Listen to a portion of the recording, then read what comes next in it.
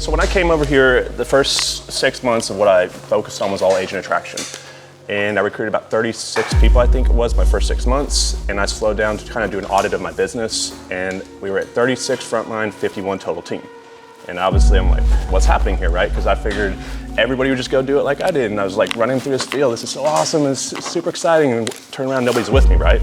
So what I realized was this is not an agent attraction business. This is a training, leadership, and duplication business. And what I realized was there were some holes that we had at the company at the time, and 3 big buckets or pillars of real estate that we realized we needed to kind of fill in the gaps were: number 1, real estate investing training. We find that 1 in 4, maybe 1 in 5 agents are also an investor of some type, buying rentals or flipping houses. Number 2, social media. And number 3, personal education and mindset and self-development coaching.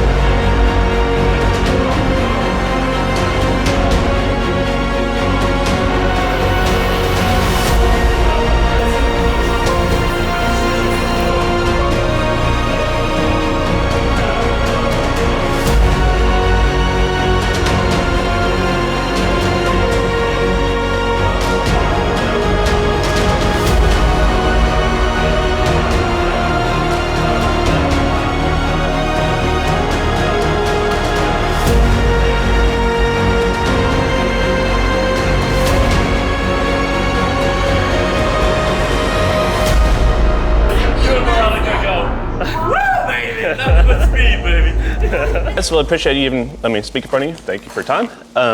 So when I came over here, the first 6 months of what I focused on was all agent attraction. And I recruited about 36 people, I think it was, my first 6 months. And I slowed down to kind of do an audit of my business. And we were at 36 frontline, 51 total team. And obviously I'm like, what's happening here, right? Because I figured everybody would just go do it like I did. And I was like running through this field, this is so awesome, it's super exciting. And turn around, nobody's with me, right? So what I realized was this is not an agent attraction business. This is a training, leadership, and duplication business. And what I realized was there were some holes that we had at the company at the time, and 3 big buckets or pillars of real estate that we realized we needed to kind of fill in the gaps were: number 1, real estate investing training. We find that 1 in 4, maybe 1 in 5 agents are also an investor of some type, buying rentals or flipping houses. Number 2, social media. And number 3, personal education and mindset and self-development coaching. And so a lot of y'all know that we do a lot through the internet. So I'm just gonna kind of show you the ranges of courses that we created, and then kind of the psychology of why they work and how we use them, because it's not just for education. And can y'all hear me okay? Or do y'all want me to talk about it? Okay. So this is the YouTube training course. So some of you guys may know that I have a background in social media, and I was $100 grand debt and I ran out of money, but I had time, and Google had just acquired YouTube. So I started building private YouTube channels and linking them to the backside of my websites, and I built the #1 house acquisition websites in North Texas for We Buy Houses, Sell My House Fast. I built a big wholesaling company, transitioned to fixing, flipping properties, built a rental portfolio, was in the note space, creating and selling notes, and I did a lot in the single family space. And I built a channel called Investor Army that kind of took off a little bit. And it was what got me out of debt, essentially. So it's a big part of what we do and train on. So I created a YouTube training course, and we go through and teach them, and I'll have no problem giving this to you guys, at least my YouTube course. So we created kind of how to set up a channel, and what you're gonna find out is any extra step or blocking point that can knock someone out of the focus of what they're trying to do is gonna slow them down, they're gonna go to the next thing. So we make everything very simple, big obnoxious buttons, and I say that if my niece can't go through these courses, who's 8 years old, it's too difficult for an agent. So you need to make things very simple and very obnoxious, big buttons, and tell them where to go and where to click, because if not, they're not gonna take the time to go and do it themselves. And that's where I think a lot of times we're throwing all this information at them and we're overwhelming people, and they break it down, their brains frying, they can't handle it, right? So we teach them how to set things up, and then we kind of went through the entire process of YouTube. Pre-content, which is the optimization side, content, which is the actual filming of the video, and post-content, which most people don't coach, is the monetization of the attention once we get it. Because you could have 100,000 people on your channel, but if you're not getting them into a conversation, it doesn't matter, right? So how to get them into masterminds, Facebook groups, retargeting systems. So we teach them all about the algorithms, the traffic sources, analytics, and we teach them how the platforms work. So when people don't just know the what, which is what we're always telling people, here's what to do, but we give them the why, that's when they actually go and implement it. So you can't just say, do this, do this, do this. Give them the reason why with a fundamental positive result, if that makes sense. So we started with the YouTube stuff and social media training, and then we built a revenue share agent attraction course. So start to finish, kind of how to understand the model, how to understand the numbers, top converting conversations and presentations. You even got Gene in there in his napkin presentation. Did you know that? And basic strategies on how and where to find agents, and start to finish, we created an Agent Attraction Academy. So that was the second thing we did. And then we started running the live interactive mastermind calls. And so this is one of the most important things, to have close proximity with individuals. And we were talking about this with our organization, is if you can't have physical proximity, how do you increase the relationships? You increase the frequency of it through Zoom calls and staying in touch, because it's when people go quiet and they disappear, that's when you're guessing what's going on and should I be reaching down to them. And so the more contact you have, the more consistent the process of communication with your team, the more you're going to run together and not have kind of those breakdowns, if that makes sense. So we created a Wolfpack training call system where we archive all these calls on different topics. We go into time management, communication, leadership, mindset. We interview, like Curtis was on there the other day. We've had Go on there. Would like to have a lot of you guys on there. So we do the live calls, and then we created the recorded calls. And then they get access to my flipping academies. So how to find deals, how to finance deals, the financing sources, how to put a house back together in a sequential order. What do you do first? What do you do next? And how to put it back together. And so we created the investment trainings, and we had the basic little onboarding course here. And I forgot my passwords to get into these, but these are extra little courses. So anybody can go create a training course. What I want to talk about more is the psychology of how they use the course. Because most people, I'm just going to close this down. Most people would think that it's just for education.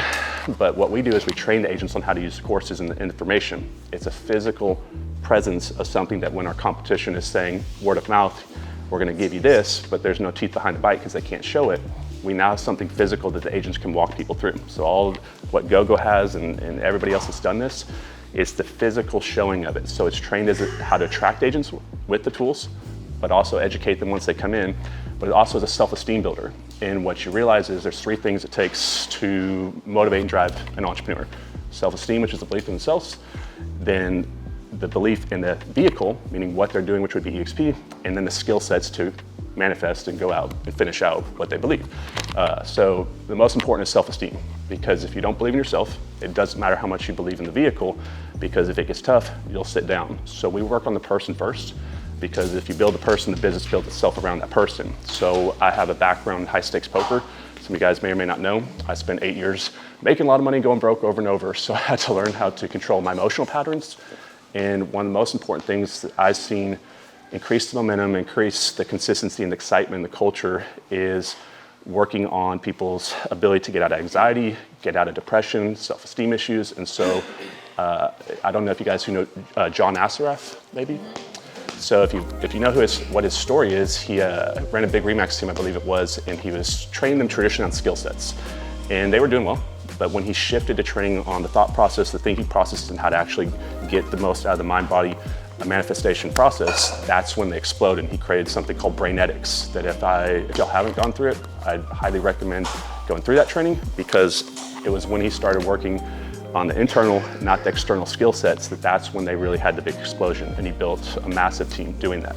And so we're always trying to figure out what's happening inside, not focusing on layering over skill sets, because if you give a bunch of skill sets to people that are not a built person inside, you're gonna overwhelm them, you're gonna break them even further. So you start with self-esteem, then you focus on the belief of what they're doing, and then that creates the energy, which creates the action, which creates the results, the rev share team, the car, the house, and everything in between. Not many people will go through anything that you sell or even give away. So Yeah. So the follow-up was, It's a conversion tool. What's it do? Why? What? Yes, it's a conversion tool. So for one, it increases the momentum of the group, because if you think about what we're all doing here, we all have the same floor plan. So if everybody has eXp to start with, think of that as a floor plan. If you wanted 2 different houses and had a blindfold on, but then you took one off and one had a bunch of presents in it, what do you think that's going to do to those children compared to the other children in that house that has no presence? It's going to build a belief in themselves that they have extra value to bring, which increases their self-esteem, and drives them to go out there and be more active. Yeah. You give me a good Christmas present, I'll help you out. But yeah, so one thing it does is it builds the belief in them that they have something to go out there and fight the war with instead of just walking out there with a pocket knife, right? It does increase the conversion rate because obviously when you're sitting in front of people and you're promising through perception of value as compared to showing real value, it changes the mindset of the person looking at what you're showing them. So what we usually do on the front side to bring agents in the company is we create a perception of value. We tell them what we could do or how it could be if you came over here. This is an opinion. The factual world is the real value, so perception gets them in the front door, real value keeps them from leaving the back door, if that makes sense. And if you don't align these correctly, you're gonna have fast attrition. So usually when people leave within 30 days, it's because of an over-promising, under-delivering, and it's because they were promised the world and they get in the front door and they realize there's no teeth behind the bite, right? And it was a misleading and they felt like they were tricked. So when we have quick attrition, we usually know that's the case. But you need to make sure that if you're gonna paint this big value here, that there's something to match it up or they go right back to back door. And what does that do for the agent that just brought them in? Breaks their self-esteem, makes them say, oh man, this is tough. I just worked so hard to bring Susan over here and she left right away, right? So we're always trying to figure out not just why things are happening, but what's happening inside their thought process. So in the poker world, the first level of awareness that you have is, what do I have in my hand? And this can be done in any communication. So you say, what do I have in my hand? So I know I have 2 cards here, pocket aces or 7 deuce, best hand or worst hand. Second level awareness is, what do I think they have in their hand? And this is where I think a lot of agents need to get to this level of communication, which is they're just always trying to tell people why they joined the company or what they think they want. It's more about what they want, not what we want. Now the third level of awareness is, I know what I have in my hand, I know what I think they have in their hand, but what do I think they think I have in my hand, if that makes sense. So if we don't know what they're thinking in their mind, which we get this through asking questions and gathering data, we don't know how to take the conversation. We don't know how to move through it, right? So we're just throwing random information at them to make it stick. And every person's a different person. Every person has a different goal. They come in from a different background. And if you don't know how to speak and communicate with each different type of person you're talking to, you can overpower some or you can not push hard enough on others. So the only way you're gonna know is by asking questions and gathering data. So that's kind of a little bit more. Yeah, I mean, so basically what happened was we were getting crushed by y'all. The honey badgers were killing us in the beginning, and it was because y'all had a brand. And y'all created us. Because yeah, we were going up and I'd be working with people for 6-9 months and we'd get them all the way to the finish line. And literally there was a policy back in the day where we had an application and an ICA gap and we get all these people to sign the application, but in that window, what do you do when you sign up to eXp? You text like 1 million people the first night, everybody you know. And somewhere in that window, they'd find someone else that already joined eXp and they say, did you sign up yet? Did you sign your ICA? And then they fall down what we call the time the eXp black hole. And we didn't know what was going on, but what we had not done was we had not created value strong enough to the marketplace to compete with what we were competing against. And so I said, okay, well, we got a brand over here that I'm gonna have to compete against long term, so I can either sit here and fight it my whole, like stress out about it and like reel and LPT, or I can just get better. And what's Jim Rohn's famous saying? Don't wish it was easier, wish you were better. And so I said, how do I compete? So I created a brand. I went to Plano West High School. That's where the Wolfpack comes from. I played lacrosse. And so in sports, we always had the mentality, let's run together as a family, not as a lone wolf. And also this is a team building mentality. So first off, I created a brand that people could identify themselves within and that created a collective family nature. So it's not about me, it's about we, if that makes sense. And it's also not, just Connor Steinbrook team, right? Or it's a brand that's collective. So like my investment side, Investor Army, Wolfpack, it's a brand that's collective that people can come into and build their own brand within, if that makes sense. It's a overreaching brand. And so that was kind of how I came across that. And then along the way, we created all the courses and training systems and we started doing a lot of mastermind calls. And that's where we increased the relationships, I guess, having people inside the calls. And we were talking, I was talking to Jesse a little bit ago. If you guys are running mastermind calls, one of the things that creates separation and a lack of unity within the group is inner circles and outer circles. And so if you have a collective group of 50 people and you'll see 5, 7, 8, maybe or more, maybe less, that are the ones that are always raising their hand, always talking, they're always putting their input. That's the inner circle. Now what's happening on the outer circle is everybody sitting in looking from afar. And so I make a very conscious effort to pull everybody from the outer circle into the inner circle by calling them out, making them engage in the calls, because we don't want to create that separation where these children get a lot of attention and these don't, right? So if everybody's voice is not heard, or they don't feel it's heard, they're gonna go somewhere where they feel like they're heard, right? And so we're always trying to bring everybody in. And then what happened with the logo, essentially, and how this all kind of took off is Mike came in and we had a Facebook group, and we just had like a normal wolf picture in there. And Mike's like, we should probably create a logo. And he has a digital marketing team. And I was like, sure. And it was literally the first logo, cost $5 to create this. And it was the first, it took one day. And I created a number of hats. I bought 6 hats. And I gave one to Mike and a couple other people. And when Mike and I spoke at eXp 2 years ago, we wore them on stage. And whatever happened after that, it just blew up and it got behind it. But it's not just that there is a logo, there is an effort behind it, a movement behind it. So one of the things that's going to increase the culture is the speed of leader is the speed of the pack, meaning if they see you running hard, they're going to run hard with you. But if they see you checking out and they see you traveling around and not in the game every day, they're going to back off. I can't ask my team to do something I'm not willing to do. So when they see me take the bullets first and they see me wake up and grind every day, it says, hey, I have confidence that this person's someone I want to follow in battle, if that makes sense. But if we're going into a tough time and you're leaving uncertainty in the minds of your agents with what's happening within your organization and the world, you're going to have the bad result. We need to create certainty in this uncertain moment for them. Yeah. Have you hit that point yet? Yeah, in the beginning I knew this was going to be a market share race from day one, so I knew I was going to sprint. So you can't run on red line forever, but you can run on red line till the engine blows up, essentially, right? Now, some of us have a longer time horizon for that red line to blow up. I just knew that if I put all my time front load, let's say I had like 1,000 time units to put in over the next 10 years. I want to put those 1,000 time units in on the very front side of this business, because if I can get it up, it's a catalyst to get to the duplication side. So in the beginning, I basically didn't sleep. I grinded super hard. So like y'all see the social media side, what y'all didn't see was I traveled around the country sick, literally staying in a hotel for like 6 months straight. There's months where I stayed in my bed like one time. So that's the reality of how we got it off the ground. From the surface level, it seems like social media. I would say only about 1/3 of our agents actually come in from social media. Most of our agents come in through traditional attraction strategies. They come in through networking events, through working in local strategies, other agents on the other end of the transaction, referrals. A lot of people are not asking for referrals from title companies and mortgage brokers and third-party businesses. But yeah, I don't know where I'm going with all that, but what's fine? Well, now if you double down on it. Right.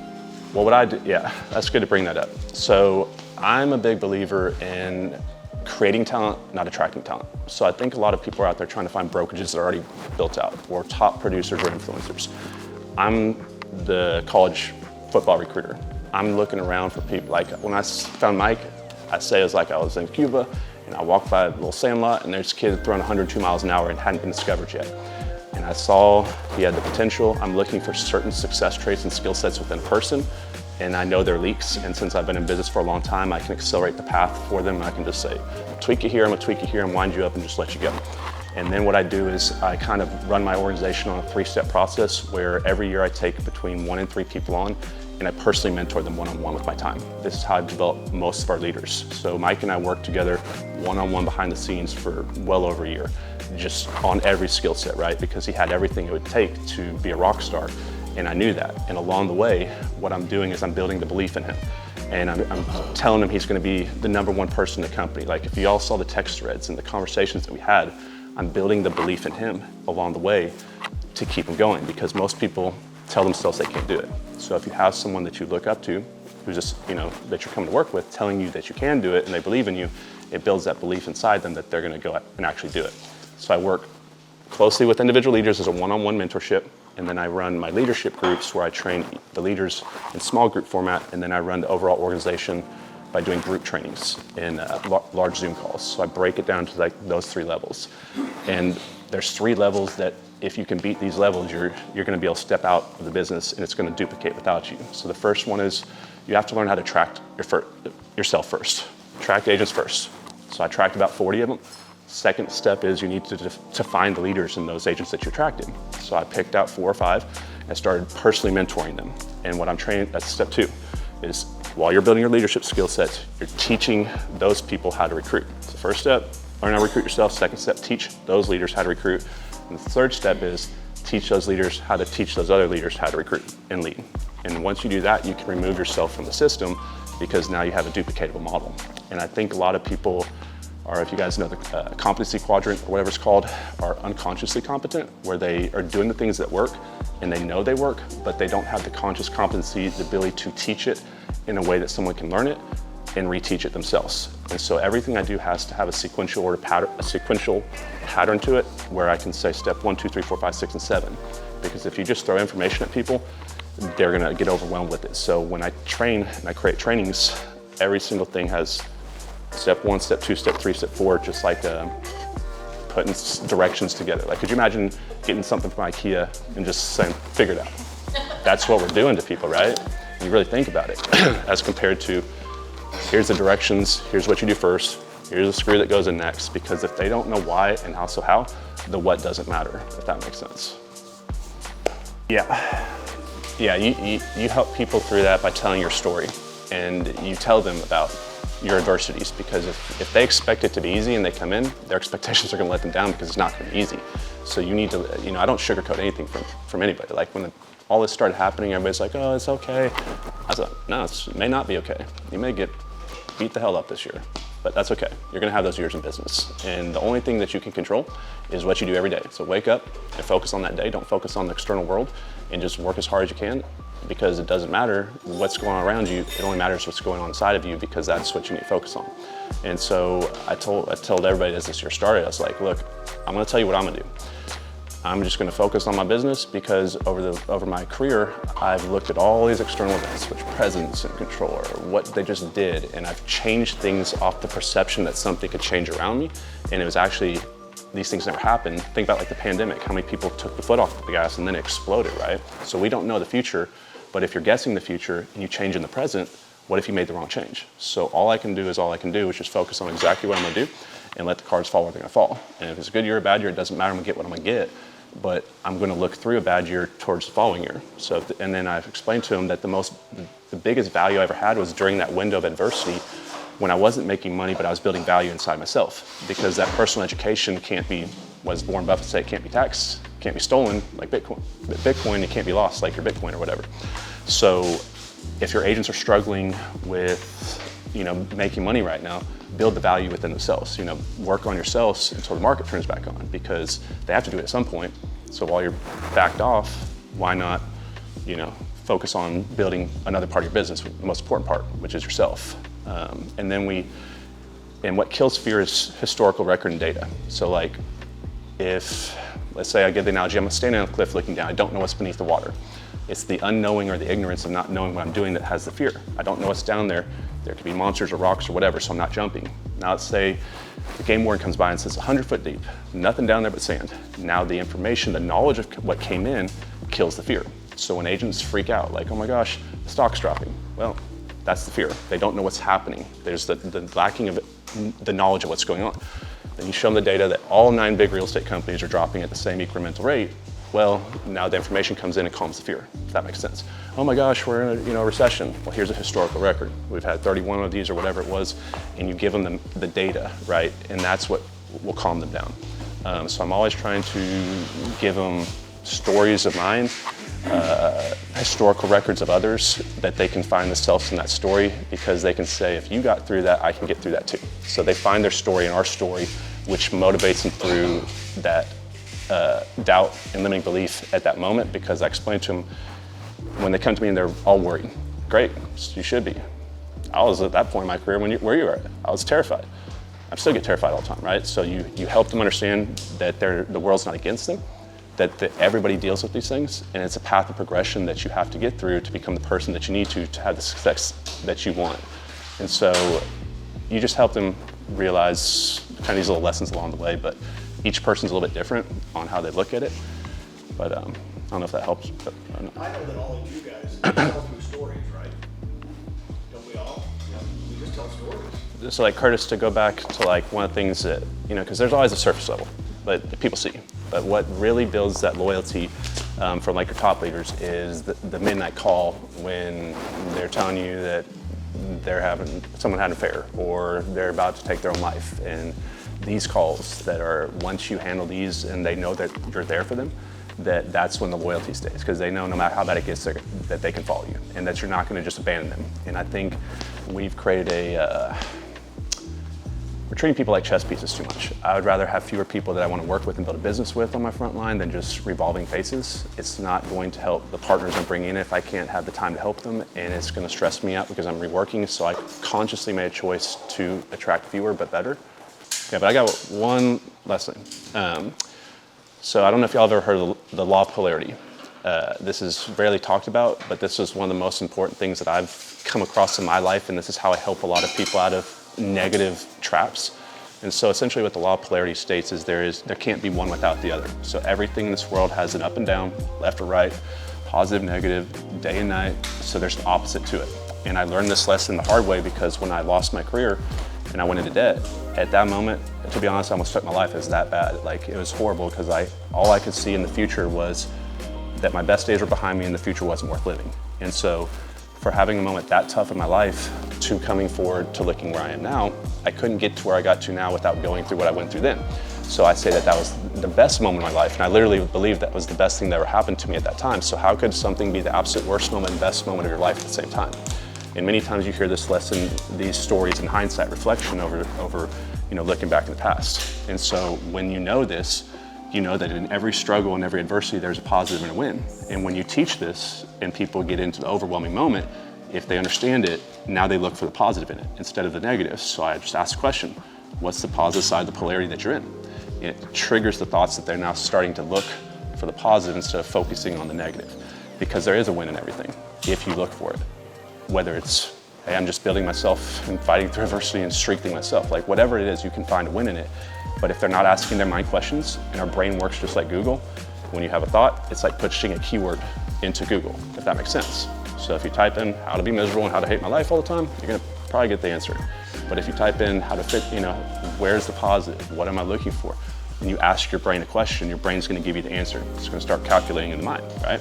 So if you ask your brain the right questions that lead towards a positive answer, you're gonna have a positive life. But if you keep asking the wrong questions, you're gonna have the negative answer. And that's where people get caught in a negative loop, and then they get around other negative people and they get into this like electrical circuit where they're transferring the negative energy around them until someone comes in and pattern disrupts that and breaks that negative cycle. They're not going to be able to restructure and kind of get back in the right thought process. So when people so there's like 3 different types of attrition. Obviously when people leave the business, that's one. But second one is when they're still in the business, but they leave their time in the business, meaning they were working really hard and all of a sudden they just checked out. And the third one is that I look for is skill set attrition, meaning they came in, they were doing really well and they were sponsoring a lot of people, and now they're still putting a lot of time in, but for some reason they're not having results, right? And if they're still putting time in and they were successful at one moment, there's a strategy issue. They're either pressing too hard on people because they feel like they need to catch up or whatever it is. So you need to get down to your leaders that are still in the game but not performing well, and then the ones that are still here but not putting any time in. These are the easiest jumps in energy in your business to kind of increase it. So like a lot of people say to double their business, they need to double their agent count. So if you had 1,000 agents, go to 2,000. But what if you had 1,000 agents that put 20 hours a week into the business? What if we became a great leader and motivated into 40 hours a week in the business? Is that another way of doubling your business, right? So we can either attract more, lose fewer, increase skills, increase hours in the business, and a couple other things you can do, but there's other ways to increase the business and growth as compared to just attracting agents. I'm trying to increase the hours worked. That's why you can take the same leader and give them the same, let's take like a football team. Why does Bill Belichick get paid so much? And why does someone in high school not get paid a lot, high school coach? You can give them the same team and one's gonna get more output from those same people. That's what leadership does. And so I'm trying to increase the skill sets, but also increase the amount of hours worked per agent. And so I ask them, how many hours do you think you're putting in? Can we get this up? Can we go from 5 hours to 8 hours? Can we go? And I get them to put put it into a calendar, right?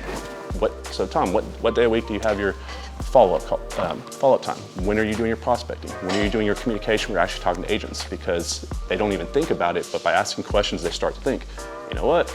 He's right. So instead of them coming and saying, I'm not doing well, this doesn't work, I make them come to the realization they're not working, if that makes sense. By asking questions, instead of saying, you're not doing this, you're not doing this, you're not doing this, those are statements that piss people off and run them off. But if you ask the right questions, they self-discover they're not doing it. So Tom, usually when I'm not having the results I want, I try to figure out. So, can you kind of tell me what you're doing throughout the week? When do you have your agent traction calls? What hours throughout the week do you have booked off for this? They're not going to have it. When are you doing your, this or whatever? And then you make them realize themselves by asking those questions, maybe I'm not doing what I'm supposed to be doing, which is why I'm not having the results. Because when people get frustrated, they don't blame themselves, they blame the environment. That's why you're seeing people leave their different brokerages, because they're trying to escape themselves and they think moving to this new environment is going to escape from that themselves, but then they get over there and they find out it's still kind of the same. Then they go to the next environment until they realize it's who they are, not where they're at.